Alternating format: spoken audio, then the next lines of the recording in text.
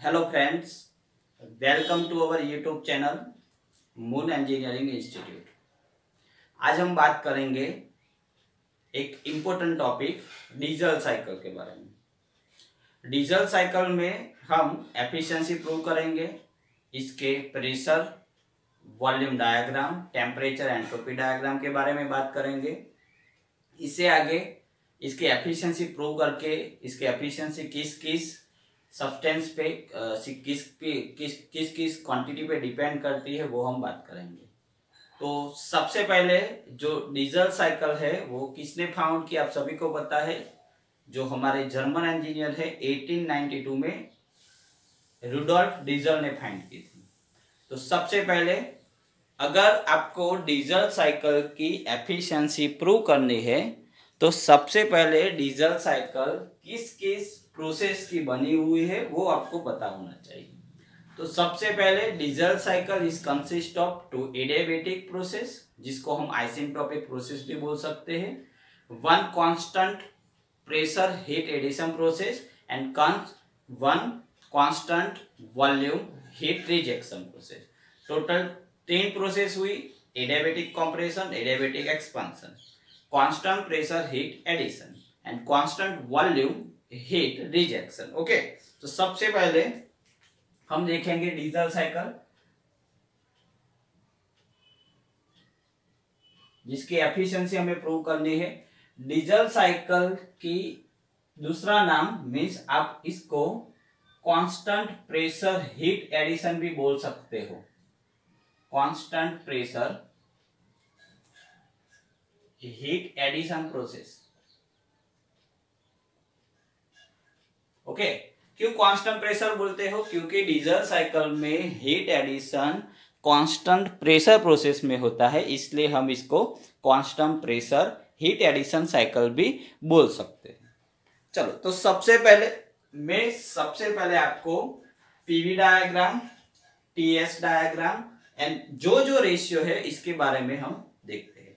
तो सबसे पहले यहाँ पे मैं पीवी डायग्राम ड्रॉ करता हूं डीजल साइकिल का। इसके आगे में इसका जो एफिशिएंसी है वो हम देखेंगे। वाई एक्सिस पे लेते हैं प्रेशर और एक्स एक्सिस पे लेते हैं वॉल्यूम। सबसे पहले 1 to 2 प्रोसेस है, जो हमारा ये जो 1 to 2 प्रोसेस है डीजल साइकिल में, वो है एडियाबैटिक कंप्रेशन। ये जो प्रोसेस है एडियाबैटिक कंप्रेशन प्रोसेस है, जिसको हम एडियाबैटिक कंप्रेशन बोलते हैं, जिसमें कोई हीट ट्रांसफर होती नहीं है। यह है 1 to 2 process adiabatic compression. Reversible adiabatic compression में कोई हीट ट्रांसफर नहीं होते हैं। चलो, इससे आगे देखिए तो 2 to 3 प्रोसेस है हमारी कांस्टेंट प्रेशर प्रोसेस, जिसमें हीट एडिशन होगा। QS से मैं डिनोट करता हूं, और ये हमारा प्रेशर है P2 = P3। हीट एडिशन से जब हीट एडिशन होगा तब हमारा जो प्रेशर होगा वो कांस्टेंट होगा। चलो, 3 से 4 हमारा एक्सपांशन हो रहा है। ये है एक्सपांशन, एडियाबैटिक एक्सपांशन, जिसको हम आइसेंट्रोपिक एक्सपांशन भी बोल सकते हैं। ये हमारा एडियाबैटिक एक्सपांशन। ओके, 3 से 4 और 4 to 1 ये हमारा हीट रिजेक्शन है, constant volume heat rejection. V1 = V4, ये होगा हमारा वॉल्यूम V2, और ये है हमारा वॉल्यूम V3। ये हमारा प्रेशर P4 है वाई एक्सिस पे, और ये हमारा प्रेशर P1। ओके, तो आप सभी को मैं बता दूं कि हमारी जो डीजल साइकिल है 1 से 2 प्रोसेस है, जिसको हम एडियाबैटिक कंप्रेशन बोलेंगे। 2 to 3 प्रोसेस है, जिसको हम कांस्टेंट प्रेशर हीट एडिशन बोलेंगे। 3 to 4 प्रोसेस है, जिसको हम एडियाबैटिक एक्सपांशन बोलेंगे। और 4 to 1 जिसमें हीट रिजेक्ट हो रही है वो है कांस्टेंट वॉल्यूम प्रोसेस। ये है हमारा volume, constant volume process. Okay, चलो, सबसे पहले ये हमारा पीवी डायग्राम है, जिसमें आप सभी को पता है कि ये जो है हमारा इतना स्ट्रोक वॉल्यूम बोलते हैं, इसको हम स्ट्रोक वॉल्यूम बोलते हैं, और ये हमारा क्लियरेंस वॉल्यूम है, ये हमारा क्लियरेंस वॉल्यूम है, ओके। और ये हमारा स्ट्रोक वॉल्यूम है। V1 minus V2 is a stroke volume and V2 is a clearance volume। अब इंपॉर्टेंट बात है कि ये हमारी साइकिल है, इसमें कौन से रेशियो है, तो सबसे पहले कंप्रेशन है, तो सबसे पहले हमारा कंप्रेशन रेशियो होगा, जिसको हम R से डिनोट करते हैं। तो कंप्रेशन रेशियो, हमारा कंप्रेशन रेशियो होगा R is equal to V1 by V2, okay, total volume to the clearance volume, जिसको हम कंप्रेशन रेशियो बोलते हैं, total volume to the clearance volume, okay.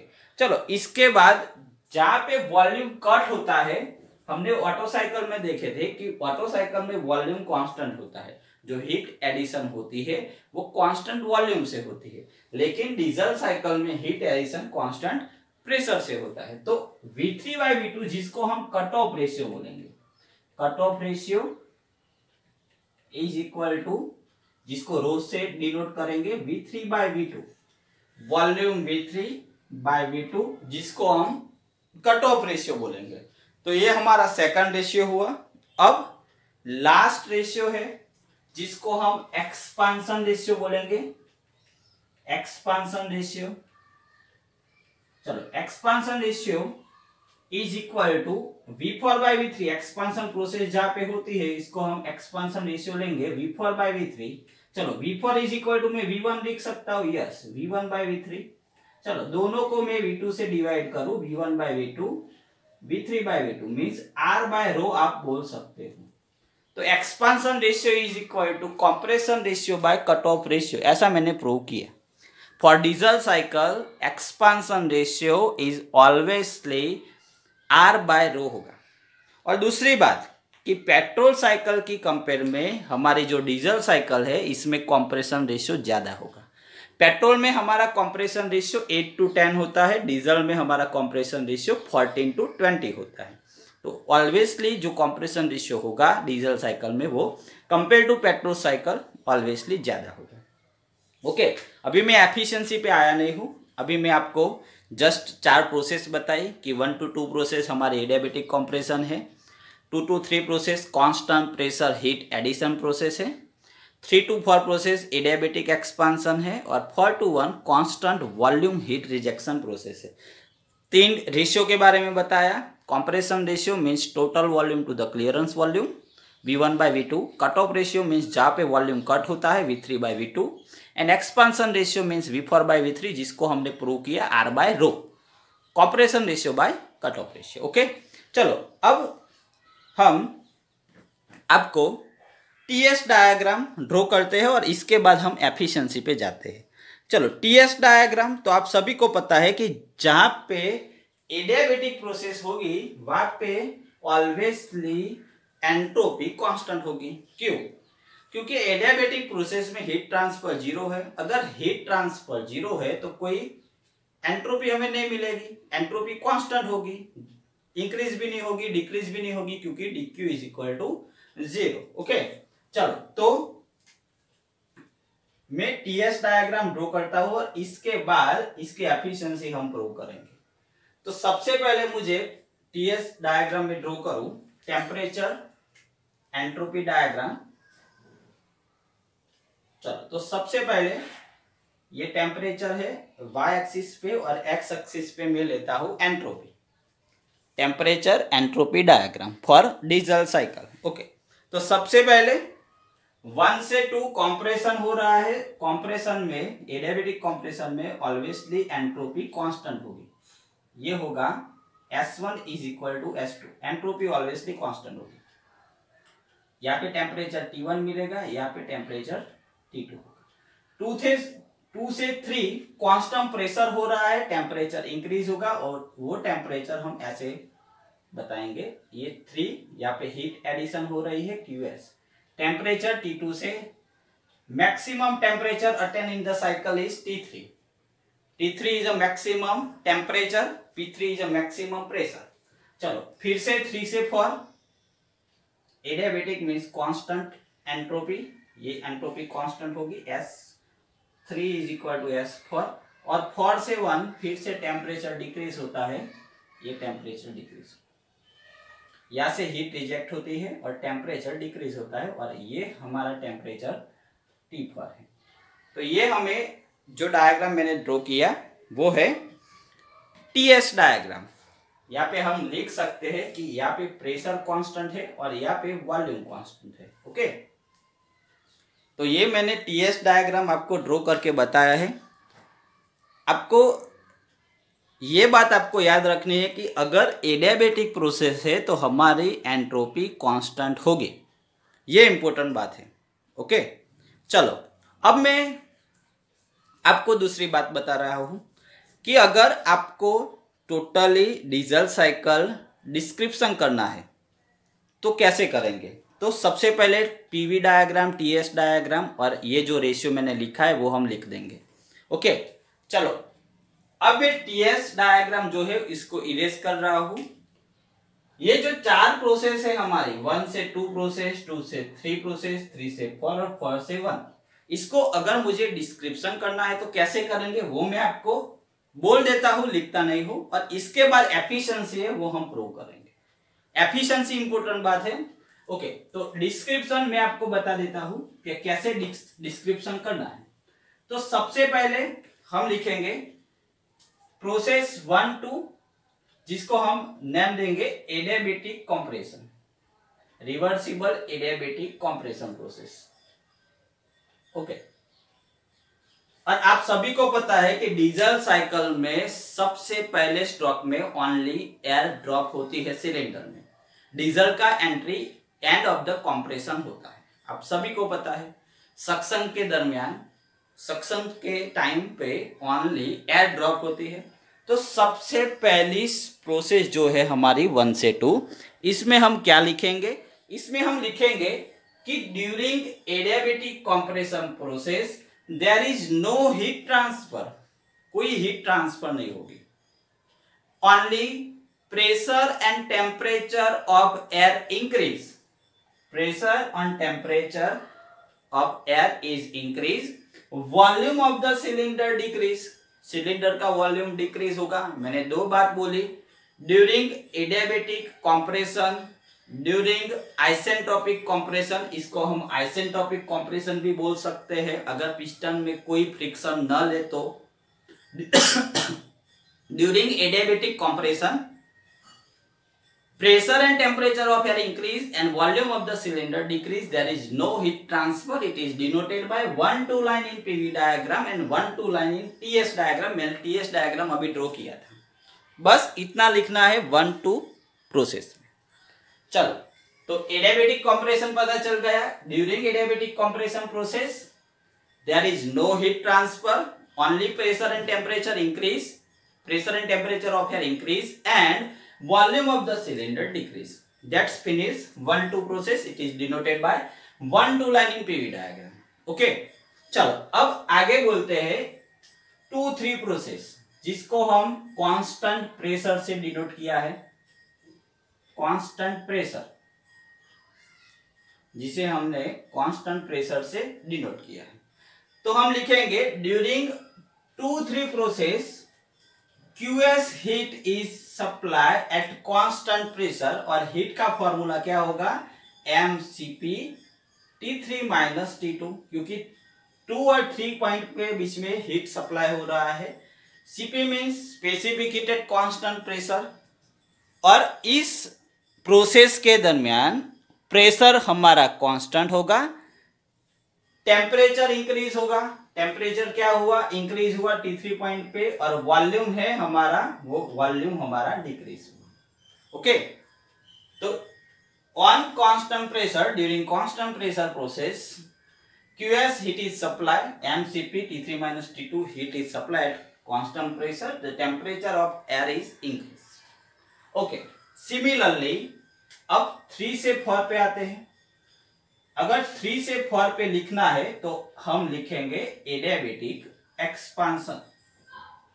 अगर आपको एडियाबेटिक कंप्रेशन लिखना पता चल गया है तो एडियाबेटिक एक्सपांशन आप इजीली लिख सकते हैं। फिर से लिखेंगे during adiabatic expansion process there is no heat transfer, only pressure and temperature is decrease, pressure and temperature decrease and volume of the cylinder increase.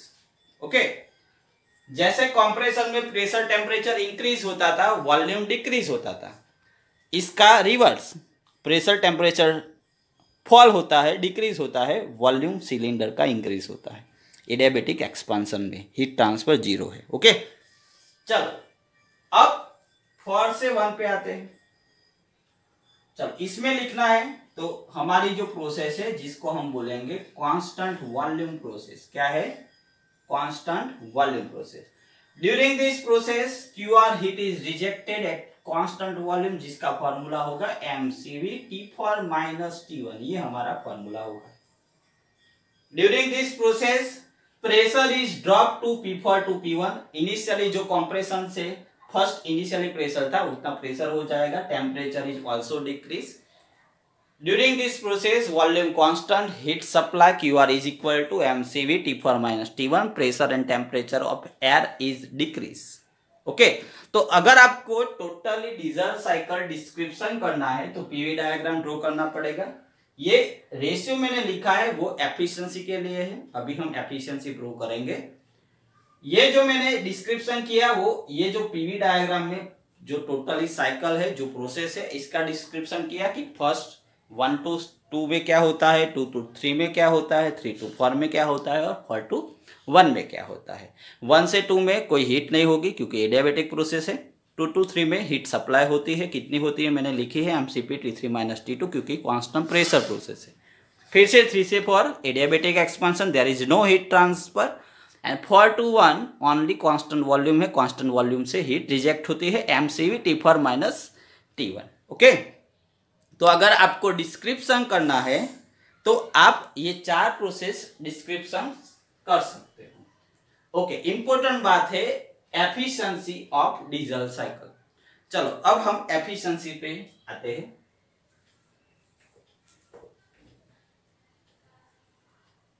चलो तो सबसे पहली बात कि कोई भी साइकिल की अगर आपको एफिशिएंसी प्रूव करनी है तो हम लिखेंगे work done by heat supply, output upon input. आपको जो आउटपुट मिला है वो अपन आपको जो इनपुट दे रहे हो वो। चलो हमें आउटपुट कौन से मिलेंगे? तो वर्क डन मिलेगा। इनपुट क्या किया मैंने? हीट सप्लाई, यहां से हीट सप्लाई इनपुट की। चलो वर्क डन का मतलब क्या है? Heat supply minus heat reject by heat supply, जिसको हम efficiency is equal to 1 minus QR by QS लिख सकते हैं। QS कट होगा तो 1 होगा, QR बाय QS। ये हमारा फॉर्मूला हुआ। अब इसको मुझे अलग अलग रेशियो के फॉर्म में और टेम्परेचर के फॉर्म में लिखना है। तो अभी मैंने आपको बोला कि हीट रिजेक्शन का फॉर्मूला क्या है? तो mCV T4 माइनस T1 और हीट सप्लाई का फॉर्मूला क्या है? mCP T3 minus T2। चलो mm कैंसल होगा, CP बाय CV जिसको हम एडियाबेटिक इंडेक्स गामा बोलते हैं, CP बाय CV, तो ये CV बाय CP है तो 1 बाय गामा होगा। तो हमारा फॉर्मूला अभी ये है 1 माइनस 1 अपन गामा T4 माइनस T1 अपन T3 माइनस T2। ये हमारा टेम्परेचर के फॉर्म में फॉर्मूला हुआ।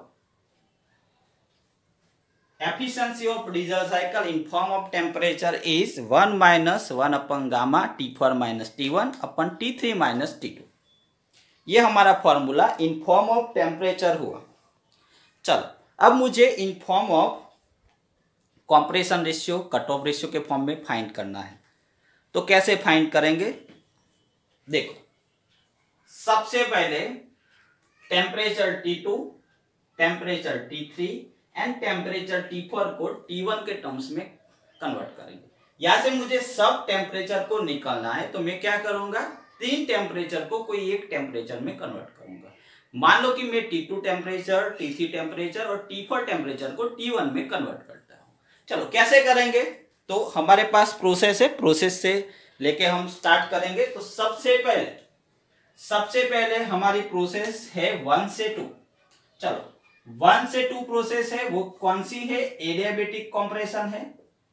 चलो एडियाबेटिक कंप्रेशन है। से टेम्परेचर और वॉल्यूम के बीच में रिलेशन क्या है, T2/T1 is equal to V1/V2 raise to gamma minus 1, जिसको हम R raise to gamma minus 1 लिख सकते हैं, क्योंकि V1/V2 is equal to compression ratio. तो T2 इज इक्वल टू क्या होगा, तो T2 इज इक्वल टू होगा T1 into R raise to gamma minus 1। चलो आपको T2 T1 के फॉर्म में मिल गया। T2 का फॉर्मूला देखो, आपको T1 के फॉर्म में मिल गया। T2/T1 is equal to R raise to gamma minus 1, therefore T2 is equal to T1 R raise to gamma minus 1।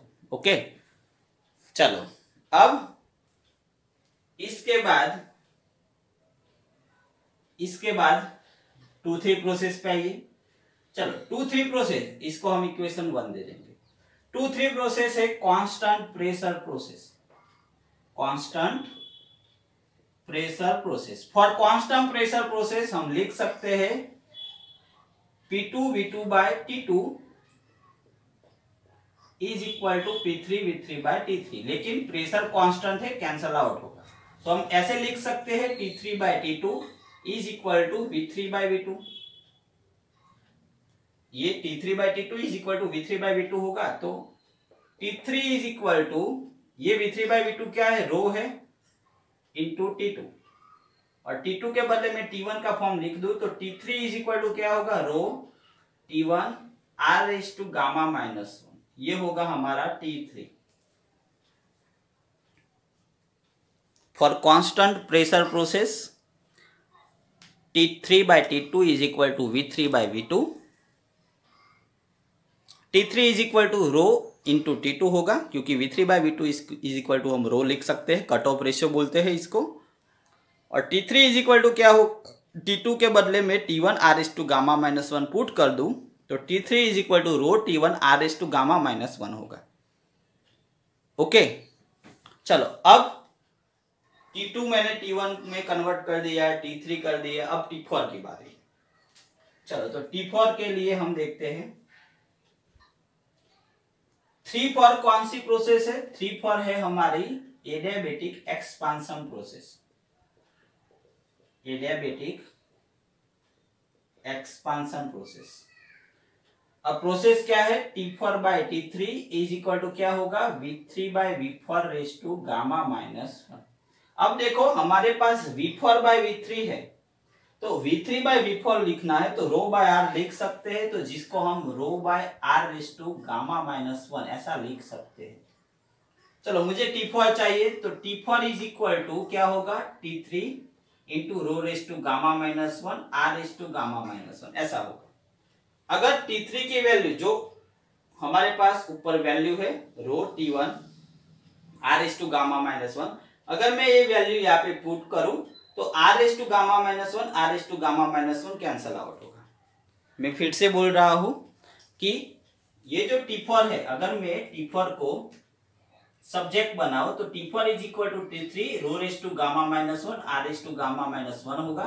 ये जो T3 की वैल्यू है rho T1 R raise to gamma minus 1 में put करूं अगर, तो R raise to gamma minus 1 cancel out होगा, ये रो है rho raise to gamma minus 1 means हमारे पास रो रेस टू गामा होगा। तो T4 इज इक्वल टू हमें मिलेगा T1 rho raise to gamma, gamma is a adiabatic index. Okay, तो देखो T2 इज इक्वल टू क्या मिला हमारे पास, T2 is equal to T1 R raise to gamma minus 1 मिला। Okay, T3 is equal to क्या मिला, T3 इज इक्वल टू हमारे पास हुआ T1 R raise to gamma minus 1 into rho, and T4 is equal to T1 rho raise to gamma. अब ये जो तीन temperature की वैल्यू है वो हम इक्वेशन 1 में पुट करेंगे। चलो तो देखते हैं, इसको मैं मिटा देता हूं, कंप्रेशन रेशियो ये सब। चलो तो सबसे पहले देखो ये हमारी एफिशिएंसी है 1 - 1 अपन गामा। चलो इन प्लेस और T4 हम लिखेंगे T1 rho raise to gamma, okay, minus T1 as it is लिखेंगे क्योंकि सबको मैंने T1 में कन्वर्ट किया है। चलो T3 इज इक्वल टू हम लिखेंगे rho T1 R raise to gamma minus 1 और T2 के बदले होगा T1 R raise to gamma minus 1। देखो T1 कॉमन निकल के ऊपर नीचे कैंसल आउट होगा, R S to gamma minus one constant होगा 1 माइनस 1 अपन R S to gamma minus one. यहाँ पे होगा rho raise to gamma minus one, इसको मैं अंदर लेता हूं gamma rho minus one. It is efficiency of diesel cycle. Most important topic है ये, air standard efficiency of diesel cycle, क्योंकि इसमें एयर यूज होती है। ऑलवेजली आपको याद रखना है कि cut off ratio is always greater than one. Always cut off ratio है वो ऑलवेजली ग्रेटर देन वन होता है, और गामा भी आपको पता है कि 1.4 होता है, ऑलवेजली ग्रेटर देन वन होता है। ओके, तो इसका मतलब क्या है कि अगर मैं रो ग्रेटर देन वन लू, गामा इज इक्वल टू 1.4 लो, तो ये जो पूरा ब्रैकेट है हमारा वो ग्रेटर देन वन होगा।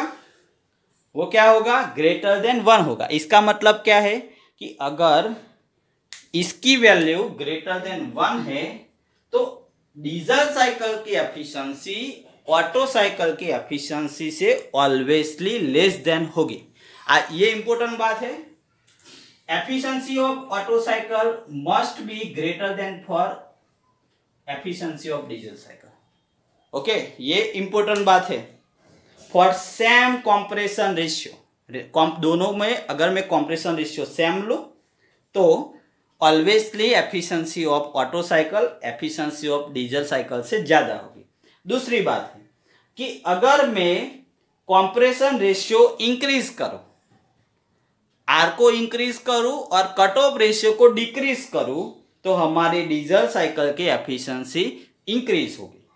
फिर से बोल रहा हूं, if compression ratio is increase, R is increase, rho is decrease, efficiency is increase, diesel cycle की एफिशिएंसी इंक्रीज होगी। ओके, तो मैंने दो बात आपको बताई, क्यों ऑटो साइकिल की एफिशिएंसी डीजल से ज्यादा होती है, क्यों डीजल कम होती है ऑटो से, फॉर सेम कंप्रेशन रेशियो, क्योंकि रो 1 से ज्यादा होता है, आर भी जो आर है वो भी 1 से ज्यादा होता है, सॉरी जो गामा है वो भी 1.4 होता है। तो ये जो ब्रैकेट की वैल्यू है वो 1 से ज्यादा होगी, इसलिए 1 माइनस ग्रेटर देन होगा, इसलिए ऑटो साइकिल की एफिशिएंसी डीजल से ज्यादा होगी, डीजल की कम होगी for same compression ratio. Okay, तो मैंने दो फॉर्मूला बताया आपको, ये इनफॉर्म टेम्परेचर है, ये inform compression ratio and cut off ratio है। और दूसरी बात कि अगर मैं कंप्रेशन रेशियो इंक्रीज करूं, कट ऑफ रेशियो डिक्रीज करूं, तो हमारी डीजल साइकिल की एफिशिएंसी इंक्रीज होगी। ओके, तो डीजल साइकिल में मैंने आपको ऑटो साइकिल की भी एफिशिएंसी प्रूव करके बताई है। ये हमारा डीजल साइकिल का टोटल डिस्क्रिप्शन था। अब मैं नेक्स्ट लेक्चर में ड्यूअल साइकिल लेके आऊंगा, जिसमें ऑटो और डीजल दोनों को हम मिक्स करेंगे। तो इंपॉर्टेंट बात है ये, आपको ये जो डीजल साइकिल है वो आपको प्रिपेयर करना है। आईसी इंजन में, थर्मोडायनेमिक्स में, हर जगह पे आपको ये काम लगेगा। ओके, चलो, तो डीजल साइकिल को यहाँ पे मैं फिनिश करता हूँ। अब मैं नेक्स्ट पेज जो लेक्चर होगा वो इसमें हम ड्यूअल साइकिल लेंगे। तब तक take care, good bye to everyone.